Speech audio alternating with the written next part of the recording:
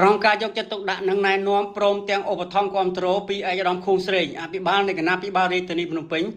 ក្នុងផែនការត្រៀមរំដោះចំនួនទឹកភ្លៀងដើម្បីបញ្ជាការជន់លិចផ្ទះសម្បែងនិងហេដ្ឋារចនាសម្ព័ន្ធនានាក្នុងរដូវវស្សានេះ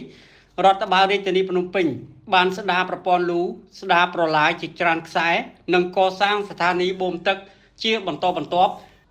នៅជាយរាជធានីភ្នំពេញបានរួចរាល់ហើយនឹងបន្តការងារស្ដារប្រព័ន្ធលូនិងសម្អាតតទឹកភ្លៀងជាច្រើនខ្សែទៀតនៅក្នុងភូមិសាស្ត្រខណ្ឌចំនួន5នៅកណ្ដាលរាជធានីភ្នំពេញទៀតជាក់ស្ដែងនៅព្រឹកថ្ងៃទី15មិថុនានេះក្រុមការងារដឹកនាំដោយឯកឧត្តមឯកខុនឌឿនអភិបាលរងតំណាងឯកឧត្តមខួងស្រេងអភិបាលនៃគណៈអភិបាលរាជធានីភ្នំពេញបានចុះស្ដារប្រព័ន្ធលូនិងសម្អាត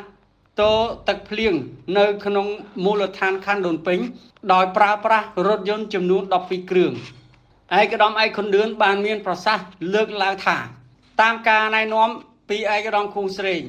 អភិបាលរាជធានីភ្នំពេញគឺបានឲ្យអាជ្ញាធរខណ្ឌទាំង5នៅកណ្ដាលរាជធានីភ្នំពេញសហការជាមួយមន្ទីរសាធារណការនិងដឹកជញ្ជូនរាជធានីភ្នំពេញធ្វើសកម្មភាពបូមស្ដារអណ្ដូងលូនិងសម្អាតដីភក់តាមប្រព័ន្ធលូត្រៀមបញ្ជាការជន់លិចមុនរដូវភ្លៀងធ្លាក់មកដល់ដោយចាប់ផ្ដើមពីខណ្ឌដូនពេញមុនគេចំពោះខណ្ឌដូនពេញរដ្ឋបាលរាជធានីភ្នំពេញនឹងចាប់ផ្ដើមស្ដារប្រព័ន្ធលូនិងសម្អាតតទឹកភ្លៀងចំនួន10ខ្សែក្នុងនោះរួមមានផ្លូវលេខ240សងខាងផ្លូវប្រវែង1760ម៉ែត្រ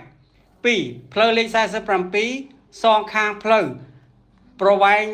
2030ម៉ែត្រ3ផ្លូវលេខ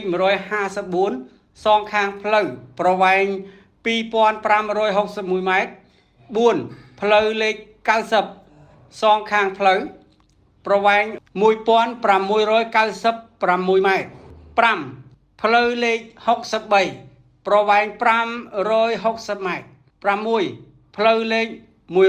178សងខាងផ្លូវប្រវែង1310ម៉ែត្រ7ផ្លូវលេខ88ប្រវែង689ម៉ែត្រ8ផ្លូវលេខ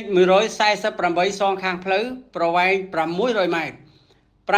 9ផ្លូវលេខ